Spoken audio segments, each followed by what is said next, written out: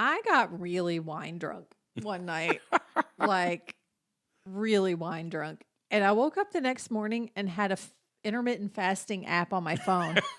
Yeah, I got this text message. And it was really like, funny to get. I was like, oh, okay, I guess I'm intermittent fasting now. Mm-hmm. So I guess wine me still makes some good choices. Right, yeah, you're so responsible. I am.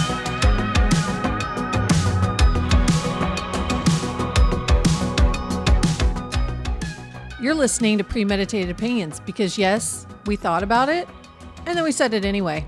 I'm Pamela. And I'm Josh, and we are two people who somehow share a brain and decided to weaponize our brains with microphones. Each week, we unpack anything, from politics and religion to carpool dread and everything in between. You know, it would really help us a lot if you followed us on Instagram and YouTube. Giving us a like and a follow is probably the best thing your thumbs will do today. We are not experts. We are just way too confident in our own opinions. With all that being said, let's get started. Well, Merry Christmas after Christmas, everybody. Post Kwanzaa, post Hanukkah, yeah. post all the things. Yeah, if you're a holiday celebrator, it's probably behind you at this point. So we are recording on New Year's Eve right now. Yep. So in our timelines in the real world, it is, we're just past Christmas. We're in that weird week between Christmas and New Year's where you're just sort of confused on what day it is and full of cheese. And then starting tomorrow is a new year, and so we have that little bit of break. And then really, both for you and me, we kind of hit the ground running. We do. Right after the new All year. right, y'all, a lot has happened. A lot has happened. In the last... And is happening. Yeah. Like we got lots of exciting things to talk about today. Yeah, absolutely. But so when you hear this, dear listener, it is probably going to be like the second week of January by this point. So by this point, Happy New Year. Yeah, that's right, because we are taking off the 6th.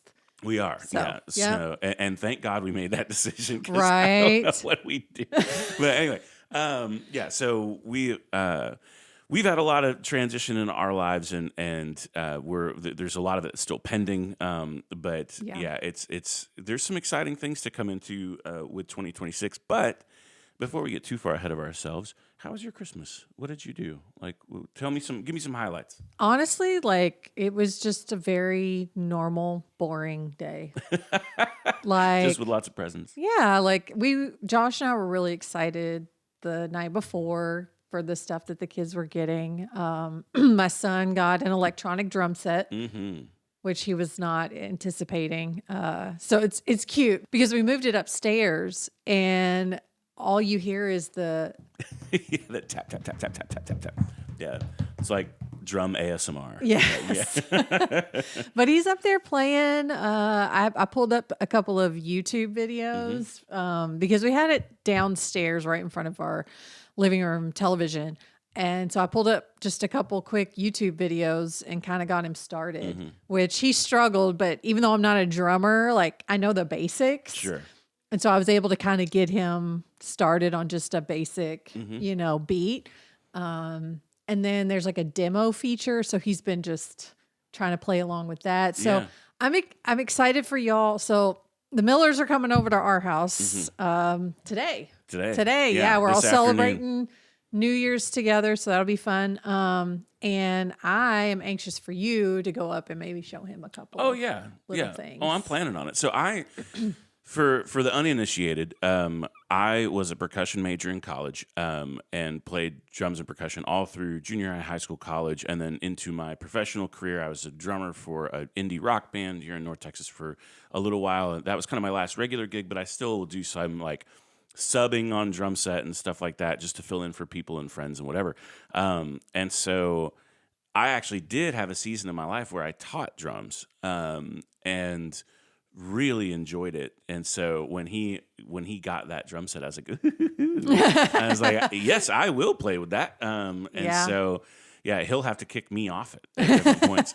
But no, I'm excited for him. It's fun to sit down and smack on stuff. And I don't know if he's going to be more excited to see your son or if he's going to be trying to pull you upstairs to Let's do it, man. Yeah. No, I'm excited. I'll have a lot of fun with it, and I love playing drums. I actually miss playing drums more. I wish I did. This isn't actually a terrible set. It was cheap. I got it on Amazon. Sure. But it came with everything you need. It had the drum throne, the sticks, headphones. Yeah. Headphones aren't great, but and then like the 3 cymbals and 4 drums or whatever. It's got two pedals.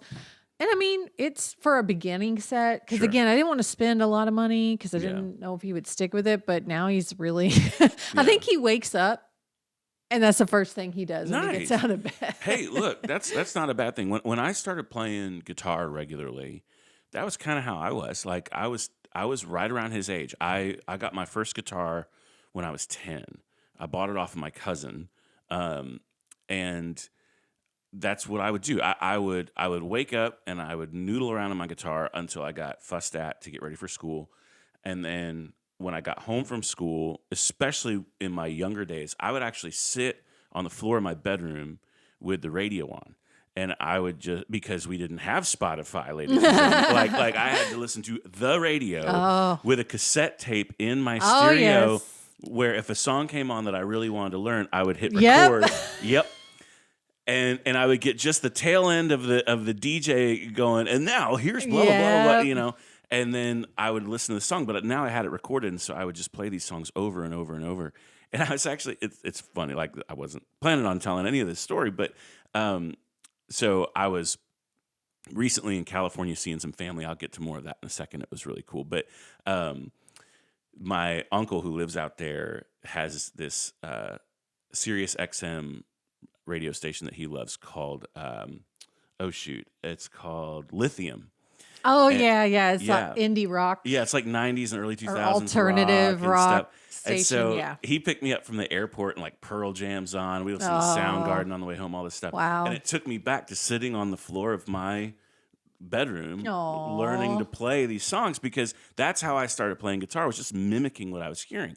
And so I say all that to say that one of the things I used to tell students a lot whenever I was teaching music was, I don't really want you to just practice guitar. I want you to play it. And what I mean by that is, I don't want you to feel like every single time you pick up this instrument, you have to have a super regimented thing that you're working on. I just want you to play it to enjoy it. Yeah. You know, and so for Logan to get out of bed in the mornings and go sit down and goof around on that thing, those really are some of the first steps of learning an instrument. It's just sitting down and enjoying it and letting yourself sort of experiment and play. And you have to be willing to sound terrible before you will ever sound good. And so, that's a good point. That reminds me a lot of some of the philosophy I've had with my kids, you know, when it comes to reading. Yeah. You know, there are things that they should be reading at their reading levels and all of that. And we would take them to the bookstore, and, you know, my daughter would pick out something that was like way below her reading level, but she enjoyed reading.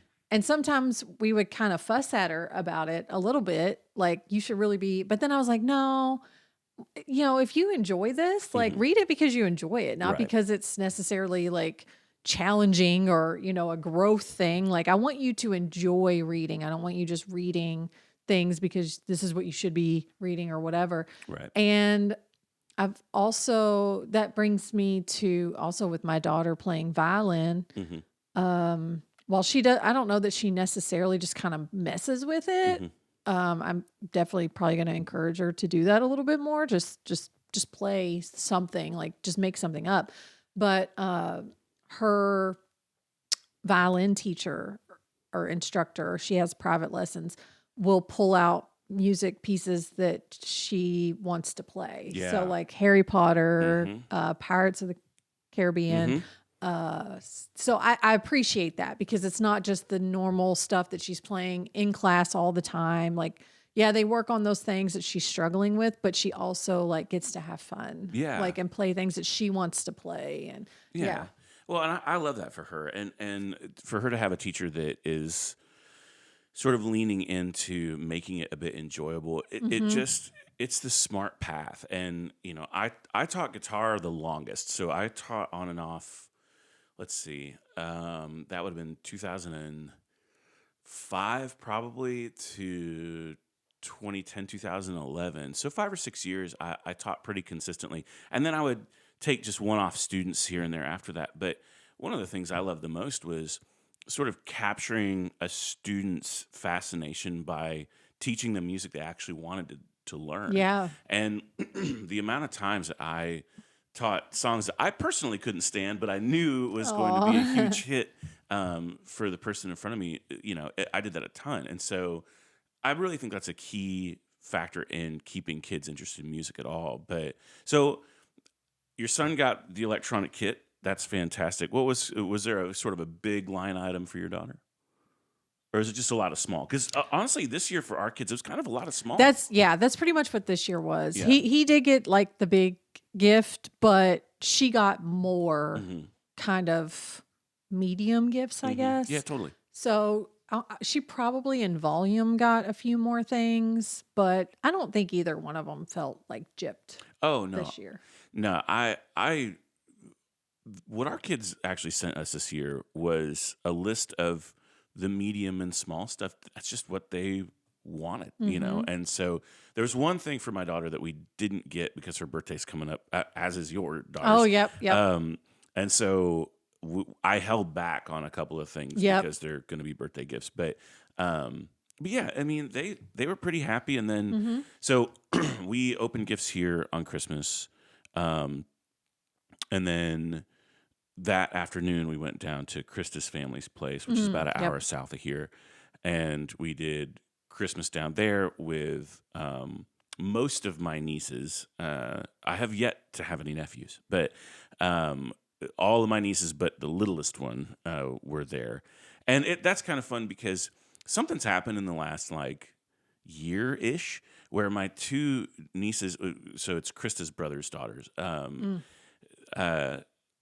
my two nieces have just started paying attention to me for reasons that I can't really explain, other than I've always kind of paid attention to them, but they weren't super interested in Uncle Josh. Uncles are the best. They're always so much fun.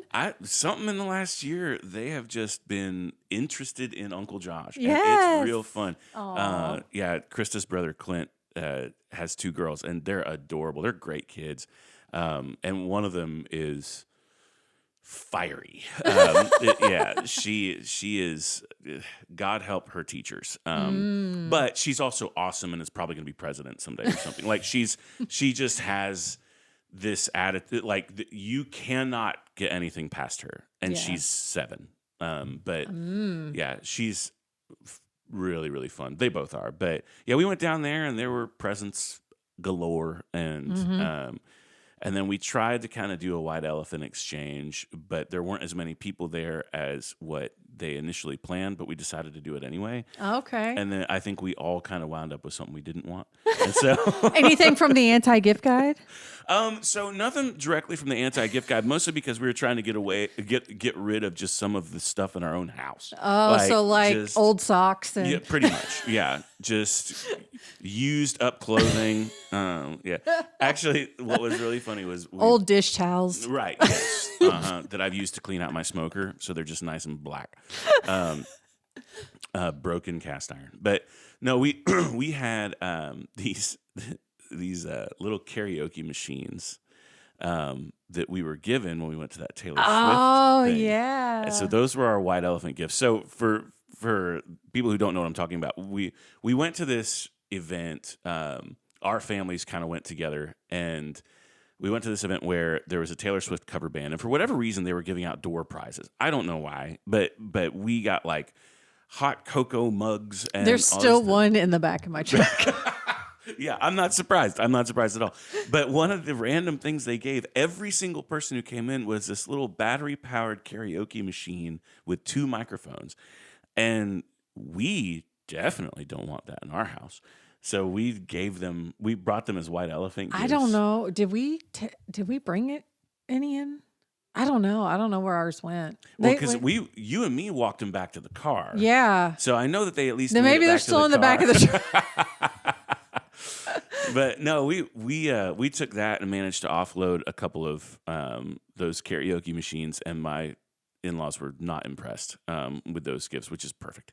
And then we also got I don't even remember what we wound up bringing home, but no one was overly happy with the gift that we left with, which is fine. That's kind of the idea of White Elephant to some degree. But yeah, we did that, and then my dad, as his Christmas gift to his kids and grandkids, he very generously rented a gorgeous cabin up in Broken Bow, Oklahoma, which is in the southeast corner of Oklahoma. It's right inside the Ouachita National Forest. And so this cabin sleeps like a bazillion people. And he just invited his kids and grandkids and some extended family. And I'll be honest, there was a side of me that was not concerned going into it, but just like, how's this going to go? But it was a lot of fun.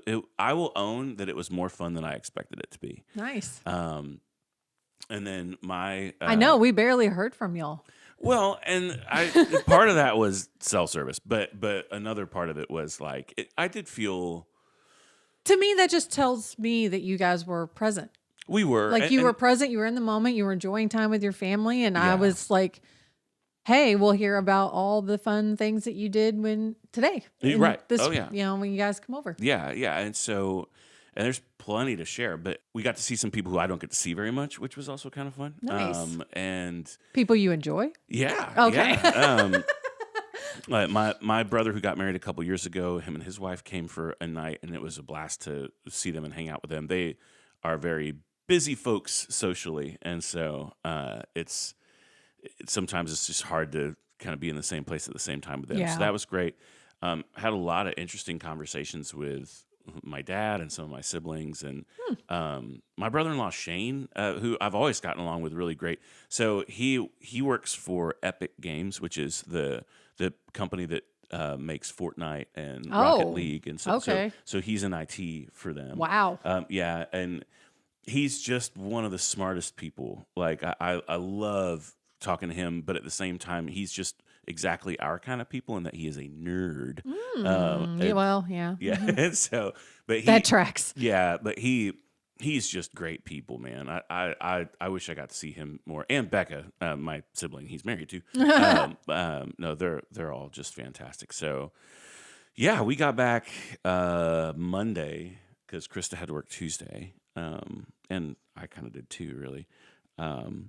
And yeah, and as we sit here right now, it's New Year's Eve, and we're coming up on 2026, and a lot of new, a lot of change, I think. One thing I'll add, like normally we will fly back to Kentucky this week between Christmas and New Year's, but we didn't do that this year. So it was a little different, but the kids really, they wanted to stay here and just, I guess, play with their stuff. And, my daughter was hanging out with some of her neighbor friends this week, and I don't know. They just, it was odd because normally they cannot wait to get back. And this is the first time when they were like, can we just stay here? Interesting. Yeah. So we stayed here this year. I am kind of like, this year was a little bit different. I know we're going to get into, kind of looking back, but I used to fly home, like, if not every month, every other month, like several times a year. And this year, not so much. So I am kind of itching to get back. The last time I went was when we went in October. But yeah, it's been a minute. And we almost made a last minute decision, but honestly, flight prices. Yeah. This was the last year we had companion pass. So because we would travel so much throughout the year, my husband and I, one of us would end up with the Southwest companion pass. And so we would take one of the kids with us for free. And my son was our companion pass this year. And I don't even think we used it, which is kind of unfortunate, but with the changes that they've made to the program, that was exactly what I was about to say. Yeah. Southwest is actually making it a lot less accessible than it was. And that's a bummer. I was actually kicking around the idea of like, okay, so I have a personal Southwest card, and then actually my primary business card is also a Southwest card. And so, there's some points availability there, but with all the changes in Southwest programming and things like that, I've actually been kicking around the idea of like, do I need to switch loyalties here? Like, and move over to an American. And it's tricky. And I know we've talked about this before, but part of it is Love Field. Right. Oh, 1,000,000%. I really don't want to fly in and out of DFW. If you've ever seen DFW at the holidays, particularly Thanksgiving, but it's a nightmare. I mean, you have to get there early, not because of TSA, but because of the traffic. Yeah. And the construction is making the traffic even worse because they're getting ready for the FIFA World Cup. I think it's coming in April. Yeah, I think it's yeah, that's right. I think it's late April is when it starts. Yeah, and so they're trying to get the airport. I don't know what they're doing. Well, they're building a new terminal, so they they're are going building from a new 5 terminal, to but 6. they're doing more. They're also like upgrading a lot of the existing terminals, so it's a nightmare. Yeah. So I'm torn because I would probably switch because I'm like, if you're going to be just like everybody else, why should I remain loyal? Right. I just don't know if I want to deal with DFW. Yeah. And maybe Southwest is leveraging that a little bit, and the fact that like people are probably going to stick with them because of that. I think so. And I think the thing that I think about with regards to like airline loyalty is amount of destinations, and like Southwest, where they have some trouble is they just don't fly to anywhere near as many destinations as American does, especially nonstop. And so that's where I do feel that pull of American, but the pull is still not strong enough to get me out of Love Field. Like Love Field is still the trump card. And the service level. Yeah. Every time I've flown American, it just feels like it's just not down. as friendly. Yeah, it's a step down. And it feels very pretentious. Yeah. Like they are very proud. Like, and I don't know. I've never had a great, it's never been a bad experience, but it's just never been a great experience. Yeah. No, I'm with you. I used to fly Delta when we lived in Kentucky, but now there's no direct flights. Yeah. From here to Louisville on Delta. I have to go through Atlanta. And I really don't want to do that either. Yeah. So I don't know. Yeah, I just flew direct. So not this last weekend, but the one before that, I flew direct to Southern California to see some family out there. So I've got an aunt and uncle out there who my last living grandparent lives with them. So I try and get out that way at least once a year. I'd love for it to be more. It's just tricky. But I had an opportunity to go out and see my grandma who lives out in California. I crashed on my aunt and uncle's couch. And then my sister drove down from Northern California, which is quite a long drive, actually. She lives like on the absolute opposite side of the state. She's, way closer to Oregon than where I was. And so it was like a 15-hour drive or something like that. But she came down. Like California, and I'm going to get hurt for this. I'm going to get stabbed. But California and Texas are a lot alike in that, like, they're because they are massive. such big states, you don't realize you're driving through multiple like Midwestern states and you're still in the same state, right. As far as distance. Yeah, no, you're absolutely right. And so, yeah, I went out there. This is the weekend before Christmas, and I had a great time. I love seeing that side of my family.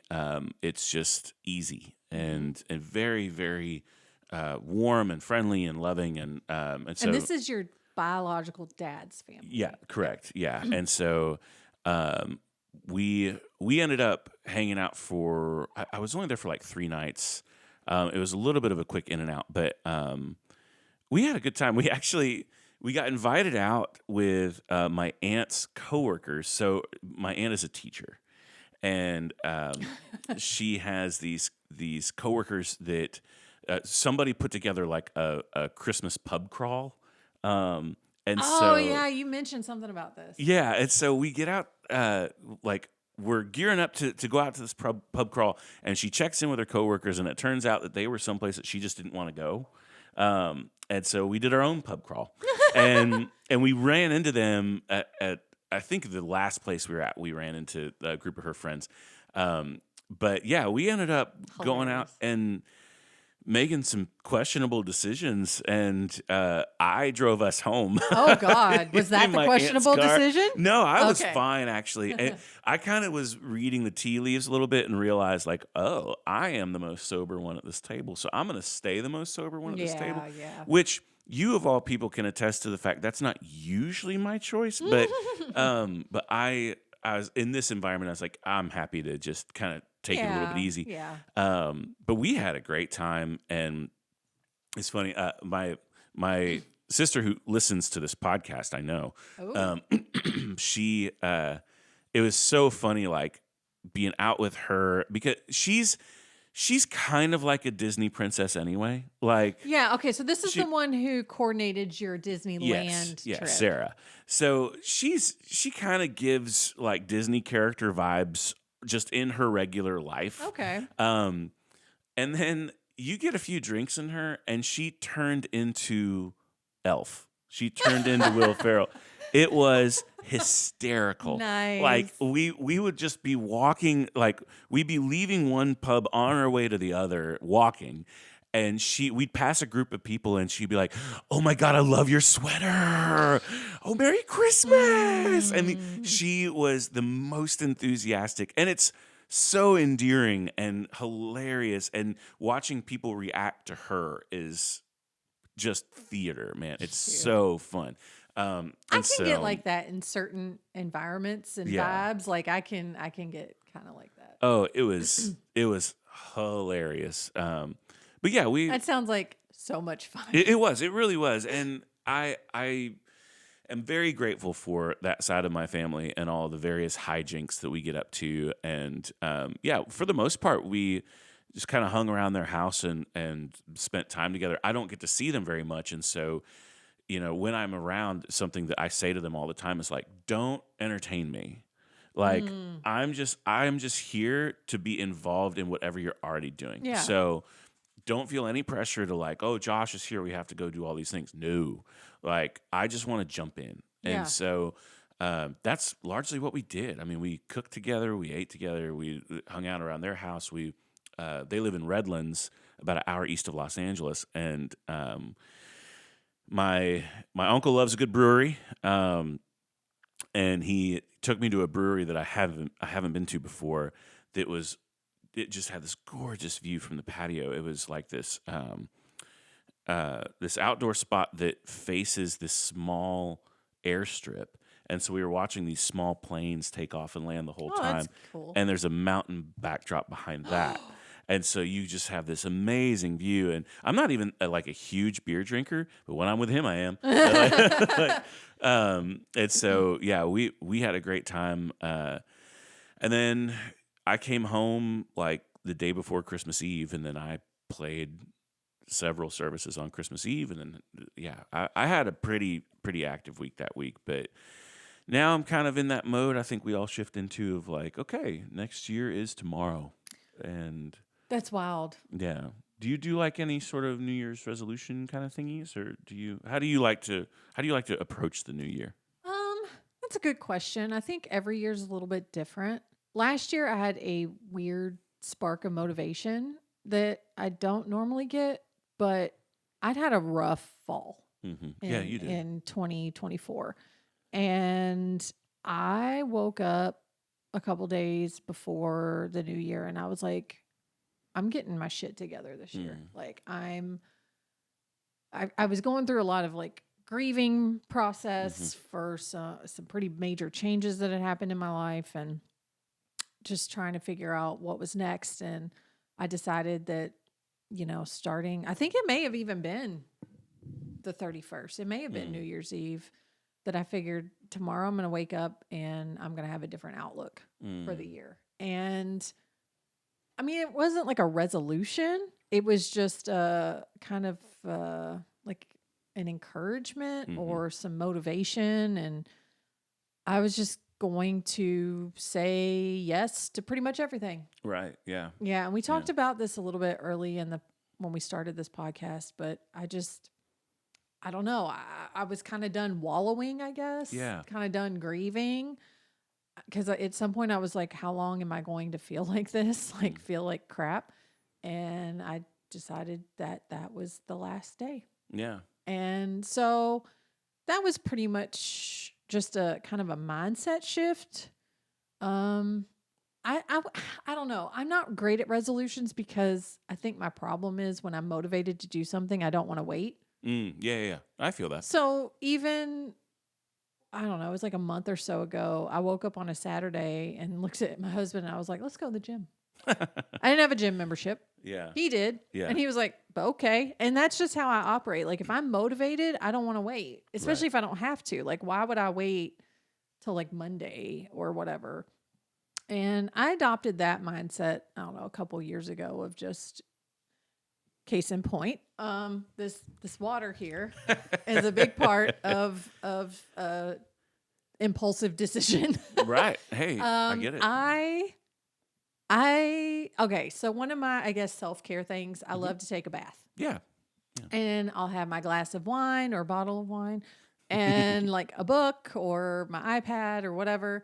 And I got really wine drunk one night, like really wine drunk. And I woke up the next morning and had a intermittent fasting app on my phone. Yeah, I got this text message. And It I was was really like, funny to get. I was like, oh, okay, I guess I'm intermittent fasting now. Mm-hmm. So I guess wine me still makes some good choices. Right. Yeah, you're so responsible. I am. And so I've been intermittent fasting for like, I don't know, a week and change now. Yeah. And I mean, I don't know. We'll see how long it lasts. Well, no, that's awesome. So not to dovetail us too hard because I love talking about New Year's stuff, but like I have gone through times of really successful intermittent fasting, and you can kind of argue that I still do it kind of off and on. So there was a season in my life where I was eating the keto diet, and I unfortunately for some health reasons I can't do it anymore, but I would combine keto with intermittent fasting. Mm-hmm. And that was when I was at some of my most fit, was when I could eat keto, but eventually work my way down to where I was only eating 6 hours a day. Mm-hmm. And then there was one season in particular where I worked all the way down to where I was only eating dinner. Like it wasn't even about a time window anymore. I basically over time tapered it down. And I will say that that's not super realistic for me to eat only that meal. Part of it is just my body chemistry and size and all of that. But then part of it is my professional life. Sometimes I don't have a lot of control. Like if I'm on site with a client, I don't really have a lot of control over A, what I'm eating, or B, when I'm eating. And so, and when I'm on site, I'm typically in higher stress environments. And so I need to eat. Like I don't do the job that I need to do as well if I'm not eating. And if you're hangry? Yes. And that was one thing I was afraid of with this is like, I'm not pleasant when I'm hangry. But it actually hasn't been as hard as I thought. And maybe because I just started, but I drink a lot more water. When I start feeling hungry, I drink water and that does work. I mean, I've lost like 4 pounds of, I mean, it's water weight, but still take wins. And I did, we were talking about mixing up Amazon packages. So our Amazon delivery person, for whatever reason, has mine and my neighbor's addresses mixed up. I don't know why, but the last 2 packages have been flip-flopped. Anyway, one of the last packages I ordered though was keto strips. Oh, really? The ketone strips, because when I was pregnant with my son, I had gestational diabetes. Oh, and so I basically had to be on a keto diet, like a diabetic, like low carb, high protein, high fat. But I would have to pee on keto strips and check my ketones because you don't want them to get too high. Right. Your body produces ketones when it is burning fat for fuel instead of carbs. And so that's great in weight loss because obviously you want to burn fat more than you want. So your body's going to burn up carbs first and then it's going to go into your fat stores and that's when you start to lose weight. But if you are burning too many fat stores, and your ketones go up, it can actually cause, what's that called? Diabetic ketosis. Yeah. Yeah. Yeah. And then you're dealing with your body not producing insulin, and that causes a whole problem. So anyway, not that I am a medical professional, Right. but I know a little bit about this. So, but I was just curious if it was working. Mm-hmm. And so, yeah, I got some of those ketone strips, and I mean, yeah, I'm getting into that like kind of fat burning range. So That's awesome. it's working. But I again, the early stages, a lot of it is just water weight to begin with. So I'm not really counting these as super wins, but it is kind of nice to step on the scale and be like, Yeah, absolutely. Well, and yeah, the small wins are still wins. And one of the parts of keto that men have to really keep an eye on is, for some men, eating keto will spike your cholesterol hard. yes. And so I Yeah. remember going to the doctor once when it was probably my second round of eating keto. I went to the doctor just for regular stuff. I don't think I don't think I was there for any real purpose. I just hadn't been in a while. And they did a blood panel, and I remember my doctor coming in the room and goes, "Okay, what are you doing? Your cholesterol is through the roof, man." Yeah. And so I explained, "Oh, I'm eating keto, and I'm eating kind of a high fat diet right now, and things like that." And he actually at the time gave me a restriction of, "Okay, I don't want you doing this longer than 90 days." He goes, "I want you to do 90 days, and you need to take at least 30 days off." He's like, "Because we got to watch the cholesterol part of it." And so I did. I made some adjustments, and I started eating leaner proteins and, trying to focus on healthier fats. That's just a lot of work, to be honest. It's a lot of work. And, when I'm the primary cook in my house, too, I can't ask everybody to eat what I'm eating. Yeah. And so then I was cooking like 2 dinners every night and having to do all these modifications. And so I ended up stopping, but I dropped, like, I'll never forget I think it was the second time I did keto. The first week that I was on it, I dropped 14 pounds. It was all water weight. Yeah. It's all water weight because carbs help you retain a lot lot of that water. And so you have this massive win at the front end of it. You're like, "Oh my God, look at all this," and then then it slows way down after that, which is good because your body can't sustain that kind of loss over time. You'll go into survival mode and you won't lose anything, which I did that on accident once. But I learned a lot about like just how my body likes to process different carbs, fats, proteins, whatever. And unfortunately now, because I have rheumatoid arthritis, a lot of the triggers for RA are things you would eat on keto. So even if I was to go back to a really low carb approach, I would be very restricted in some of what I could eat. And so it's just, it would just be slower progress. It would be slower progress. But honestly, like truth is, I really don't mind eating pretty healthy. I really don't mind intermittent fasting. I've done it successfully a lot. And so I wouldn't even call this like a resolution because this has started for me, months ago, me thinking about how I can improve my own physical health. But I think I just have to really prioritize activity again. Because that's really the path to me feeling a little bit better about the things my body's doing. And I love lifting weights. I love like hard resistance training. Yeah. So the thing I like about this app that I drunkenly downloaded is that it tracks your macronutrients and not calories. Ooh, I like that. So it does like proteins, fats, fiber, and I think it does carbs. And yeah, it does. But I appreciate this app because one, even if you break your fast or you eat something with high sugar or whatever, it doesn't discourage you. It's like, hey, you indulged. That's, great part of balance. Yeah.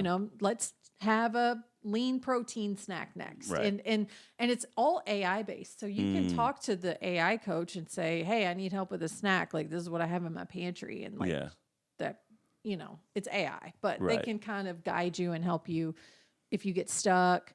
But it never makes you feel bad for the choices that you make.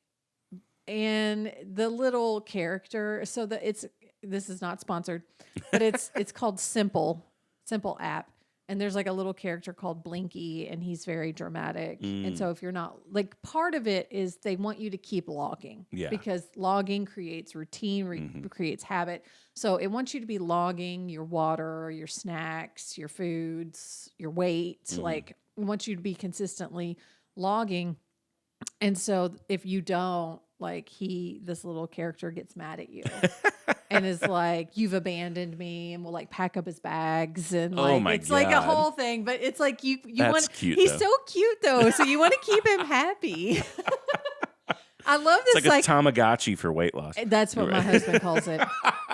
Yeah. But it's, I don't know. It's fun. Yeah. And the psychology behind it is fun. Like I like things that are fun and joyful and But kind of going back to the resolution thing, I don't think I ever have resolutions, but I do think I like to go into a new year like with a positive mindset or like an encouraged mindset, hey, let's try to go in positively. Let's try to, ride a high for as long as we can and try not to let the bumps and snags take us down. But I don't know. I'm going into this year like not on a high and not on a low. Yeah. I'm just kind of going into it. I got a lot. You and I both have a lot coming up in January. We are still trying to figure out podcast things. Yeah, like we want to keep this rolling and shaking. So you may see some changes to the way that we do this, some format changes. But we definitely still want to prioritize. Oh, for sure. And this has become one of my very favorite creative outlets. And I'm not ready to let it go. But at the same time, to your point, we do have to be a little bit realistic about just our bandwidth and things like that. And I think some of this is going to come into clearer focus within the first couple weeks of the year. And so we'll keep everyone, informed on the changes and stuff that we need to make. But really, like for 2026, I am going to borrow a word from the great Sarah Stewart Holland at Pantsuit Politics. Yes, I never shut up about them.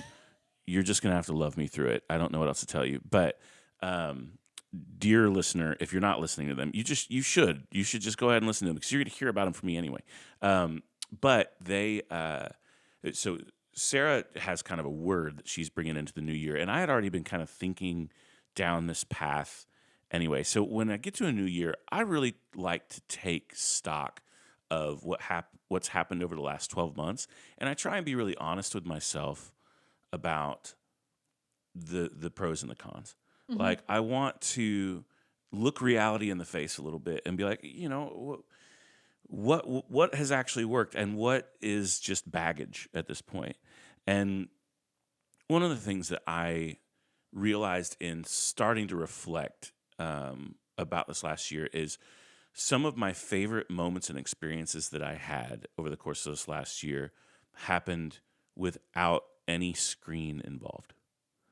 Like the interactions, the relationships, when I really reflect on some of my favorite parts of the year, those moments were all pretty analog. And so that's kind of the word that I'm taking into 2026. And she is not listening to this podcast, Sarah Stewart Holland, but I know that's your word for 2026. I was already kind of thinking down, I was already thinking in terms of like, I don't know, how do I say I want to limit my electronics usage and things like that in ways where it makes sense. And then you said analog, and I was like, well, that's it. That's exactly what I'm trying to say. Yeah. But I don't know, like I am at a place professionally where there's no escaping the screens. Like that's just a part of my professional life. That's a part of all of our professional life. I think maybe the key there is moderation. Yeah. I feel like a lot of people, especially millennials, are feeling that. Yes, like I completely agree. We are realizing that that screens have taken over our lives for the last 20 years. Yeah. That I've had Facebook since 2015, since 2005. Wow. Yeah. Yeah. And it's become an extension of who we are. And I think we're realizing it's not serving us, especially this past year. it has really come to light. Well, even in like the last 2 years, well, probably even more than that, of just how toxic it can be, especially if you are not intentional with use and you're not creating boundaries for yourself with your social media use. You know, I still have moments when I just get frustrated online and I never ever make good decisions in those moments. Like, and I always feel like crap. And I'm like, why do I do this? So I think we're starting to see a shift in technology and social media with phones and screens. And I think too, a lot of our time spent away from phones was in the pool. Yes. And playing games. Yeah. You know, we have bought 4 party games since the last time we saw you. Yeah. Like 4 or 5. Yeah. And even our kids, like I finally found like the original, I didn't know they didn't really make this anymore, but the original Apples to Apples party pack. I had to buy it off Facebook Marketplace. Some lady like down the street. But, you know, we played that with the kids. We took the kids to Barnes and Noble and Logan was like picking up other like party games and we have had a blast as a family. Like no screens. I know we do the Jackbox thing, but again, to me, that's not necessarily screens. I totally agree. It's still interacting with each other. The purpose is still interacting and having fun with each other. It's just that's the means. Right. That's the vehicle that we're using to get there for sure. I 1,000,000% agree. And you know, I like how we say this with our iPads. Right. within arm's reach and my phone sitting here. Now, in fairness, I am who I am. But again, I think it comes down to the moderation. Like, we're not ever going to be able to let go, but I think we can definitely reduce. Exposure. And prioritizing relationships. And fun and getting back into, you know, I don't know, enjoying each other again. Well, absolutely. I realized, I don't know, I actually probably realized this a few years ago, and it's something that stays in the front of my mind, but I am very good at having fun, and I have not done a good job of being intentional about creating fun and creating creative moments. And the last few years just feel professionally like I have just had nonstop things to do. And I almost feel a sense of guilt around choosing something fun versus choosing something productive. And I need to let that go. Like it's important to who I want to be as a human being in this next phase of my life, to let go of some of that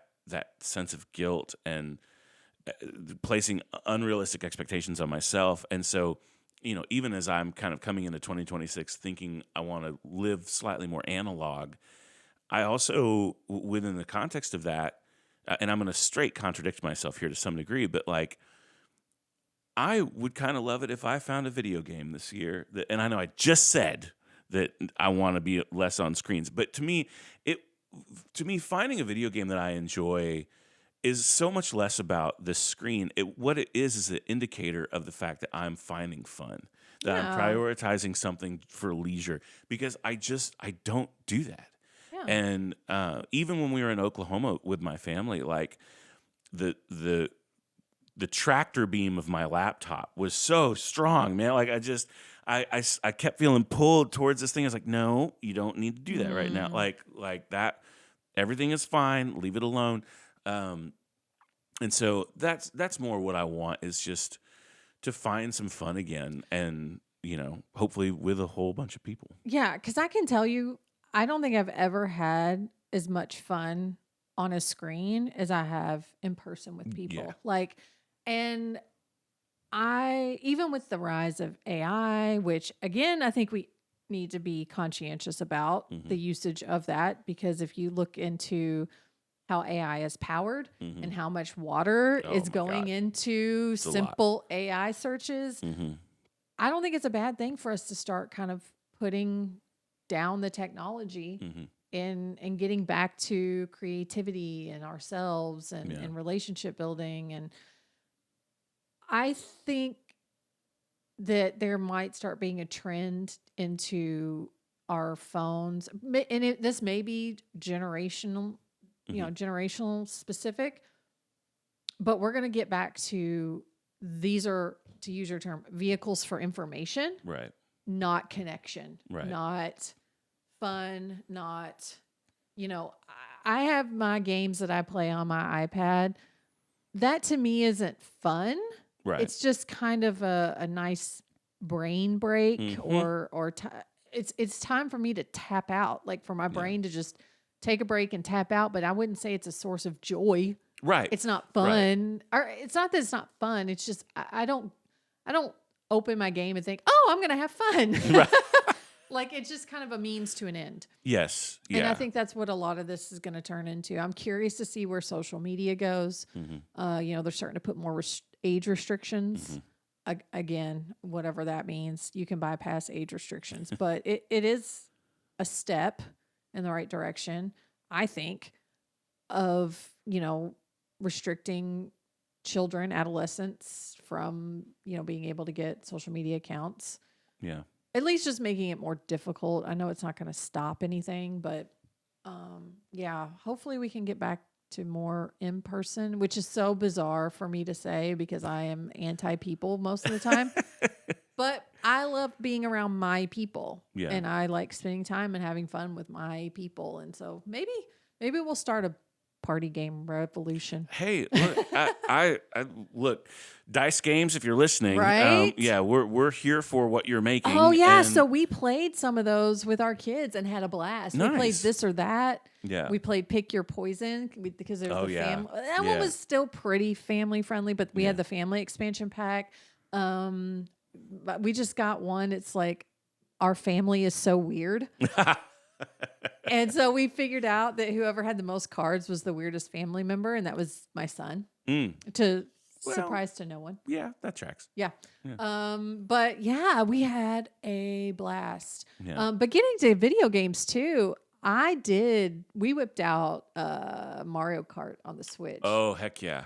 And we had fun. My daughter's friend came over, and it was the four of us and her, and we played Mario Kart for hours. Yeah, and that's had a blast. So much fun.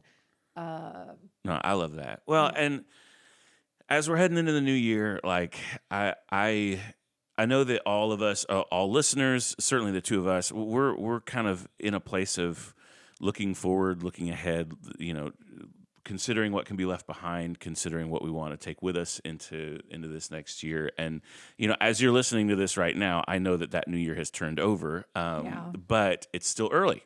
And so there's still time to consider all these things. And I don't, for me, New Year's Day is not some hard deadline. It's more just a season of consideration and trying to think a little bit about what was and what can be. And so, we wish for y'all the kind of year that brings you some fulfillment. And regardless of how good your 2025 was, I hope 2026 is even better. Yeah.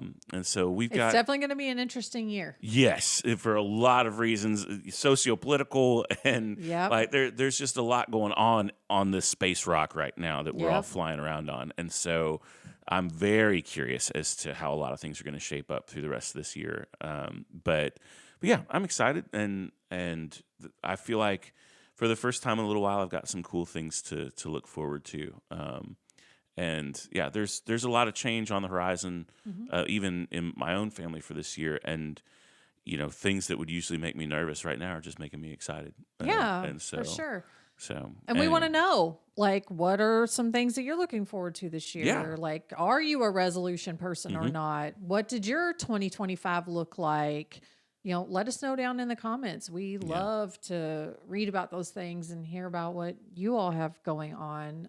We kind of talked about ours, so does it line with yours? Yeah. If you've got a word, if you've got a resolution, if you've got, just intentions or whatever that you're bringing into 2026, like we would love to be a space where you feel like you can share those things. Yeah, it's never too late to start over. Yeah. Oh, God.